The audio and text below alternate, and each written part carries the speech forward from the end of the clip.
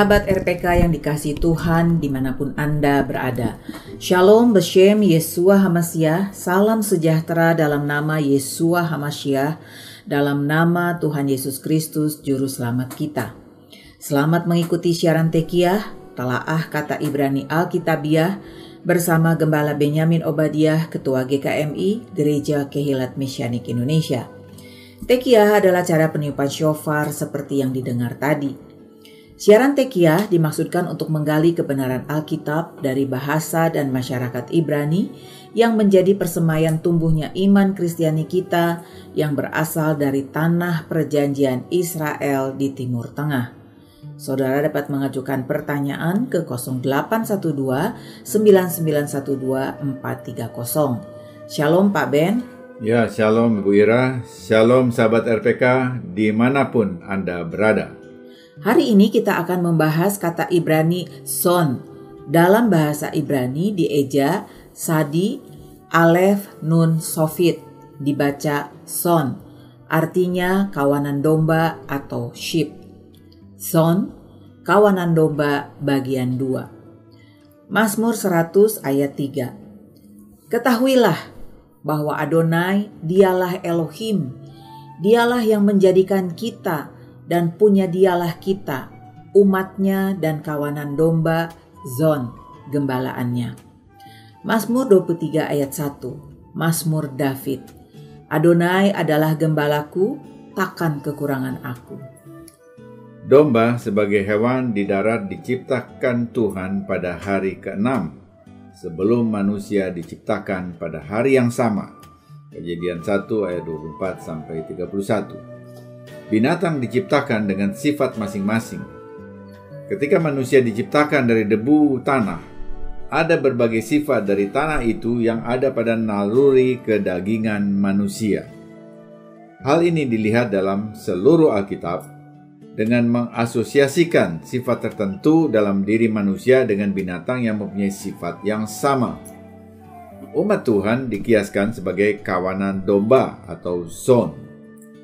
Bahkan Mesias juga dikiaskan sebagai Seha Elohim, anak domba Elohim, oleh Yohanes Pembaptis saat ia menunjuk kepada Yesua dengan berkata, "Lihatlah anak domba Elohim yang menghapus dosa dunia." Yohanes 1 ayat 29. Yohanan dalam bahasa Ibrani menyebut Yesua sebagai Seha Elohim. Kali ini kita akan membahas bagaimana sifat-sifat tertentu kawanan domba, son, terdapat juga pada kawanan umat Tuhan yang oleh firman Tuhan dikiaskan sebagai domba-domba Tuhan yang digembalakan oleh Mesias dan secara teknis operasional dijalankan oleh gembala jemaat masing-masing. Domba mempunyai sifat positif dan negatif. Dalam bagian pertama pada program sebelumnya, kita sudah mengupas 5 sifat negatif domba. Ya, benar. 5 sifat negatif domba yang telah dibahas adalah 1. Dari semua hewan peliharaan, domba merupakan yang paling membutuhkan perawatan dan pengawasan. Karena itu, domba perlu digembalakan. 2. Domba didorong oleh naluri insting massa, cenderung mengikuti kelompok walau salah arah. Karena itu domba perlu dipimpin oleh seorang gembala. 3. Domba sangat rentan terhadap rasa takut alias mudah takut. Karena itu domba perlu dilindungi dan dipimpin ke air yang tenang. 4. Domba sangat pemalu alias kurang pede atau kurang percaya diri. Karena itu kawanan domba perlu didukung agar berani. 5. Domba adalah binatang yang cenderung mempunyai kecerdasan rendah. Karena itu, domba perlu dibantu menghindari perilaku yang bodoh. Misalnya dengan mengadu kepala satu sama lain di musim kawin memperebutkan domba betina. Karena itu sebagai umat Tuhan, kita jangan mau diadu domba. Benar, kebiasaan mengadu kepala antara sesama domba melahirkan peribahasa diadu domba. Jangan sampai terjadi di antara kita. Namun perlu dicermati, sifat tidak mau mengalah satu sama lain dapat juga dilihat pada hubungan antar denominasi gereja. Kita ambil contoh yang jauh saja, di Yerusalem, Israel. Di sana ada gereja Makam Kudus, The Church of Holy Sepulchre. Gereja ini ditempati oleh 3 denominasi gereja, yaitu Gereja Ortodoks Yunani, Gereja Katolik Roma, dan Gereja Armenia. Mereka sepakat membagi bagian gereja itu menjadi 3 bagian. Masalah muncul karena kunci gerbang masuk ke gereja hanya 1 buah. Siapa yang harus memegangnya? Tidak bisa sepakat, semua merasa berhak pegang kunci. Seakan kunci itu merupakan gambaran kunci surga. Karena tidak ada kesepakatan itulah saat Sultan Salahuddin dari Turki menguasai Yerusalem, kunci gereja Makam Kudus diserahkan kepada keluarga Muslim untuk membuka dan menutupnya. Ketika ketiga denominasi gereja Kristen tersebut tidak bisa sepakat, pihak Muslim mengambil alih peran pemegang kunci sebagai kuncen. Aneh juga ya, gereja Kristen kunci gerbangnya dipegang keluarga Muslim. Ya aneh tetapi nyata. Bagaimana dengan situasi di Indonesia? Di Indonesia kita mendapat manfaat dari kehadiran Kementerian Agama, khususnya Ditjen, Direktorat Jenderal Bimbingan Masyarakat Kristen, yang dapat mengkoordinasikan dan menengahi urusan pergerejaan di Indonesia, sehingga tidak perlu pihak agama lain untuk menangani urusan antar gereja di Indonesia. Kita melihat kelima sifat negatif kawanan domba itu juga ada pada kawanan umat Tuhan. Karena itu, umat Tuhan yang dikiaskan sebagai kawanan domba perlu menyadari hal ini dan menghindari sifat-sifat negatif tersebut. Mari kita lanjutkan. Sifat negatif ke-6. Domba sangat merusak. Domba memiliki kebiasaan yang sangat buruk, yaitu makan rumput sampai tandas. Ketika mereka makan rumput, mereka tidak memotong rumput yang mereka makan. Mereka menggigit dan menarik, mencabut akar, batang, dan semuanya. Ini tentu saja mencegah rumput tumbuh kembali. Jadi bila dibiarkan sendiri, domba jarang pindah ke padang rumput yang lebih hijau sebelum mereka benar-benar menghabisi padang rumput tempat mereka berada. Mereka membutuhkan kawanan gembala yang akan membuat mereka terus pindah ke tempat yang lain, sehingga padang rumput yang mereka datangi hanya menipis rumputnya, namun tidak gundul sepenuhnya. Kebiasaan destruktif inilah yang memicu pertengkaran antara kawanan gembala satu dengan kawanan gembala domba lainnya, yang merasa padang rumput untuk umum dirusak oleh kawanan domba sebelumnya. Dalam Torah kita membaca kawanan gembala Abraham bertengkar dengan kawanan gembala Lot karena saling berebut padang rumput bagi domba-domba mereka. Kejadian 13 ayat 7. Abraham sangat bijak. Ia tidak mau diadu domba dengan Lot keponakannya. Ia mengalah, membiarkan Lot memilih lembah Yordan yang subur dekat kota Sodom dan Gomora. Namun, ternyata pilihan Lot membawa malapetaka bagi keluarganya, karena Sodom dan Gomora dihancurkan karena dosa mereka, dan Lot harus lari dari kota tersebut dengan meninggalkan semua hartanya di sana, bahkan istrinya sendiri menjadi tiang garam. Yang ketujuh, domba sangat keras kepala. Bagi seorang gembala, menggembalakan domba bukanlah seperti jalan-jalan di taman. Begitu domba menemukan tempat untuk merumput, mereka cukup puas menghabisinya sampai gundul. Jika bukan karena anjing gembala menggigit kaki mereka, mereka tidak akan berpindah. Karena domba tidak hanya keras kepala, mereka juga rakus. Di lokasi sumber makanan mereka berlimpah. Domba akan makan seakan-akan untuk hidup di masa depan. Bukan di masa sekarang, tapi di masa depan. Mereka tumbuh menjadi gemuk karena makan melebihi kebutuhan mereka. Dokter hewan Gary di salah satu pameran domba menyaksikan 4 ekor domba masing-masing berniat memakan serpihan jerami alfalfa yang disiapkan untuk mereka. Setiap domba tidak hanya kelebihan berat badan beberapa kilo, masing-masing juga membengkak dan tampak seperti akan meledak. Namun jelas, tidak satupun dari keempatnya mau memberikan kesempatan kepada yang lain untuk mendapatkan jerami ekstra. Setiap domba berusaha menghabiskan sendiri jerami di hadapannya. Saling dorong di antara domba itu tidak berbeda dengan apa yang biasa kita lihat di mal-mal besar selama obral cuci gudang di akhir tahun. Domba mungkin takut menghadapi bahaya, tetapi mereka sangat egois dan berani dengan sesamanya. Mereka biasanya keras kepala dan serakah. Itu sebabnya kitab Yesaya 24 ayat 5 mengatakan, Bumi cemar karena penduduknya, sebab mereka melanggar undang-undang, mengubah ketetapan dan mengingkari perjanjian abadi. Kita harus malu karena umat manusia telah mengeksploitasi bumi dengan cara yang sama seperti domba menggunduli padang rumput pengembalaan secara berkelebihan. Bahkan dengan keras kepala menolak untuk berhenti. Pada abad ini, manusia bahkan lebih buruk daripada domba. Karena walaupun kita menyadari apa yang kita lakukan dengan menggunduli hutan mengakibatkan banjir bandang, bukan hanya di Pulau Jawa tetapi juga di pulau lainnya seperti Sumatera, Kalimantan, Sulawesi, dan Papua. Tetapi kita membiarkan masalah itu, sehingga masalahnya menjadi semakin rumit. Dan kita berharap generasi mendatang, anak cucu kita yang akan menyelesaikannya. Sifat negatif ke-8. Domba memiliki kecenderungan untuk mengembara. Domba cenderung untuk tersesat.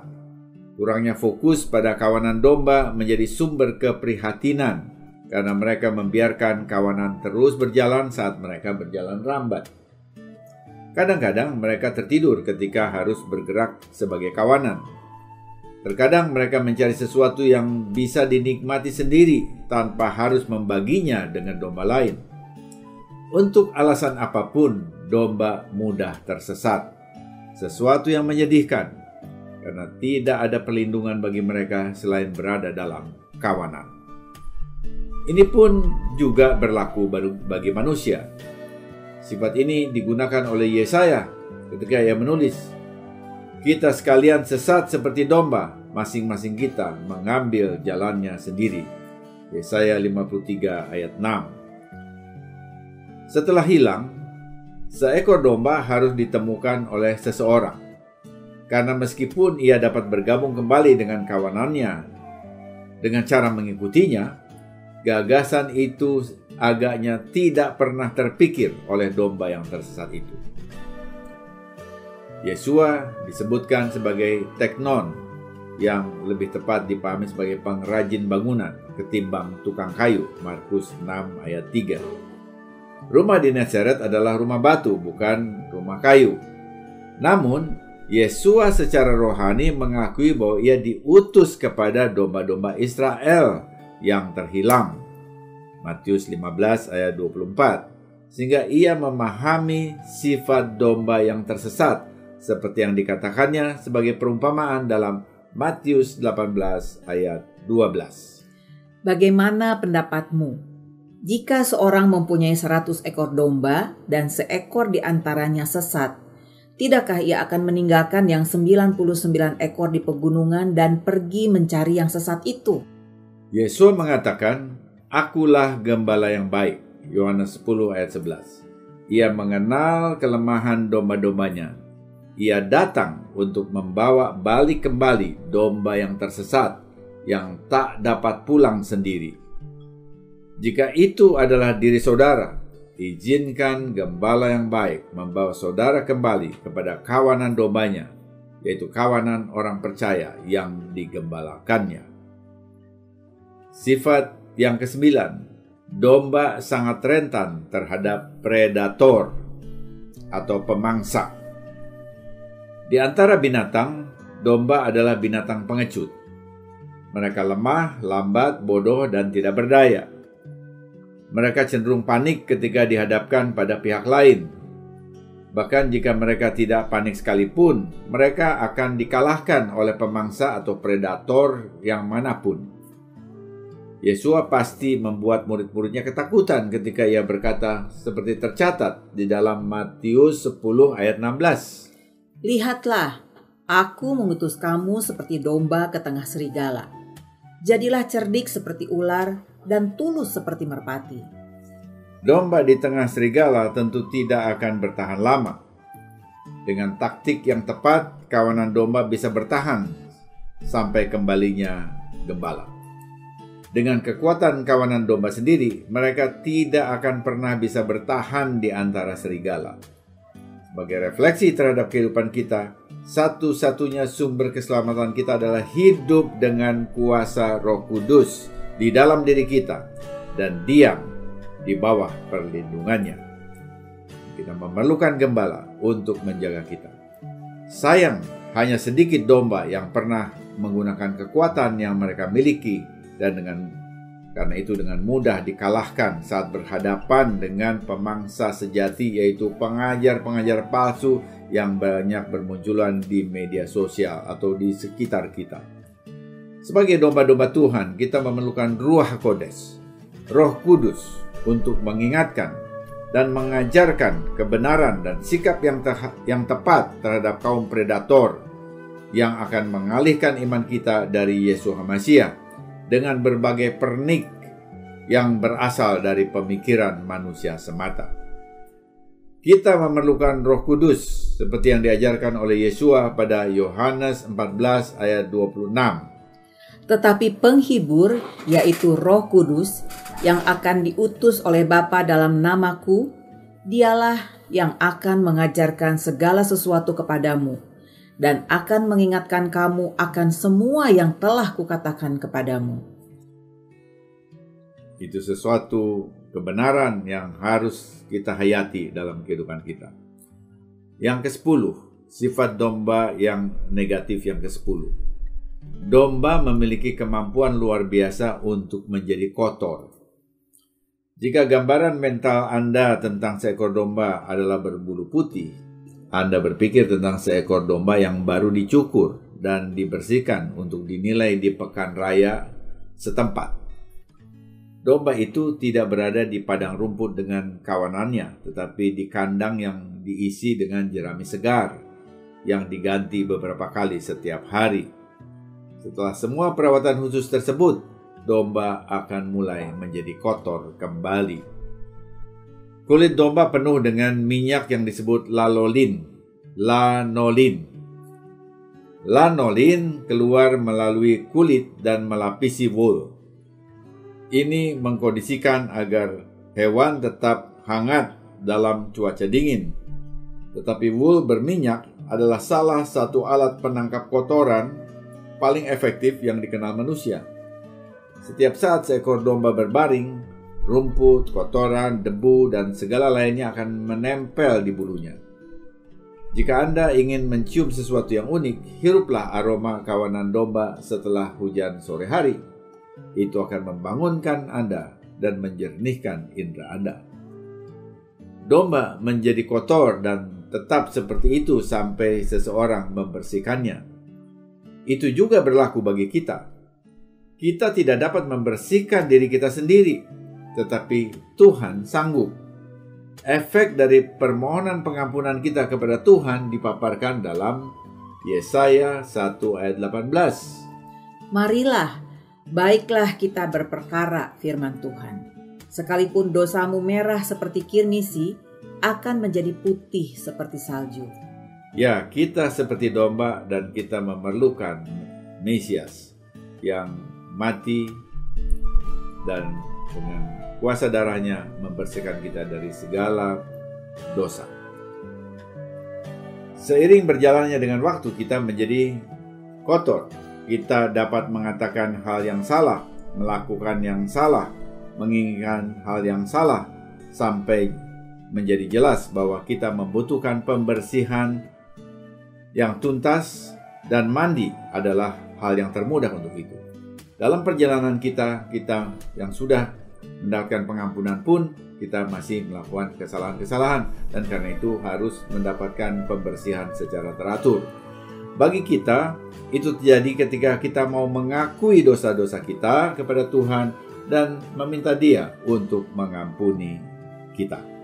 Karena itu hal yang pertama yang harus dilakukan bagi orang yang mau menjadi murid Mesias adalah mikveh, alias pencelupan total dalam air, yang diterjemahkan sebagai baptisan air.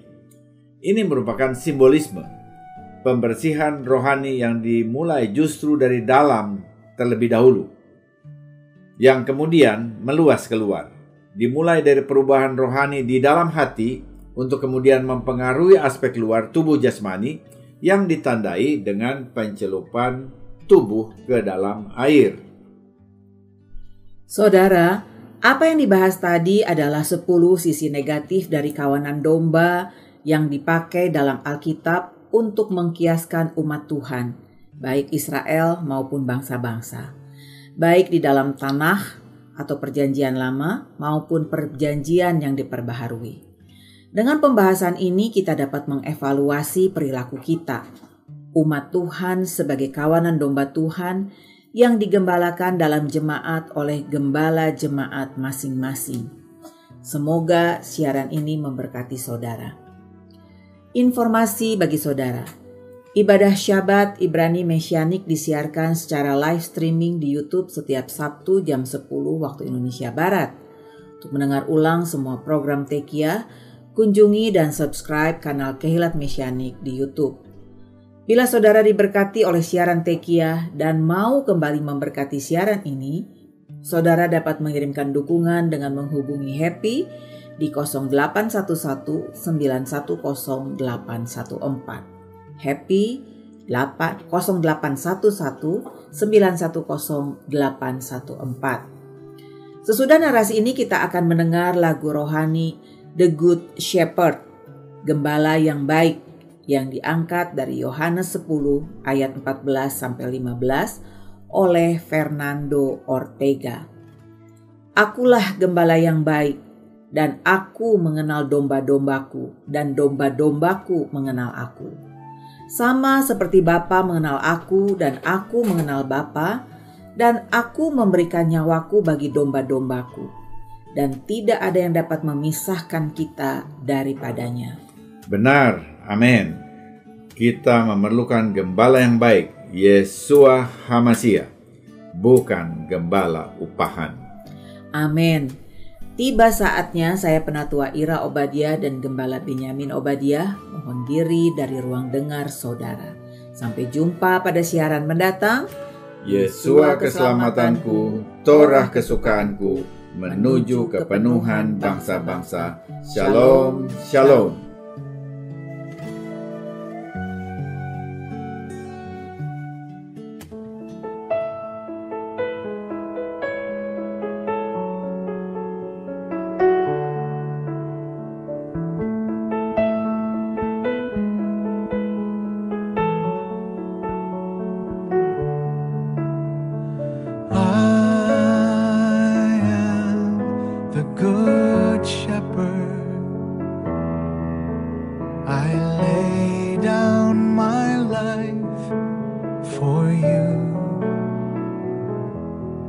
Enter in, enter in, enter in.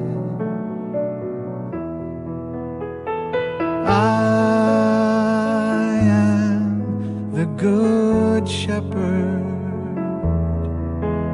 as the Father knows me, I know you. I know you, I know you.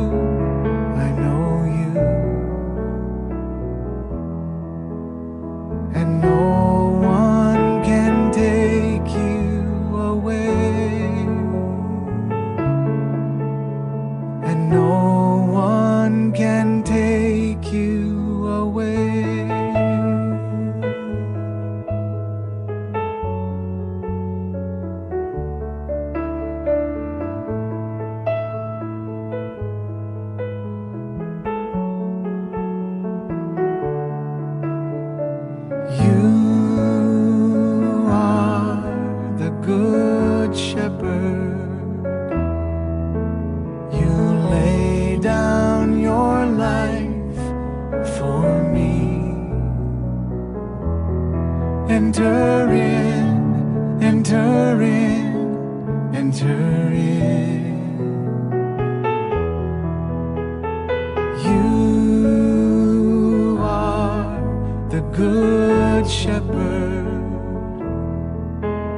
As the Father knows you, you know me.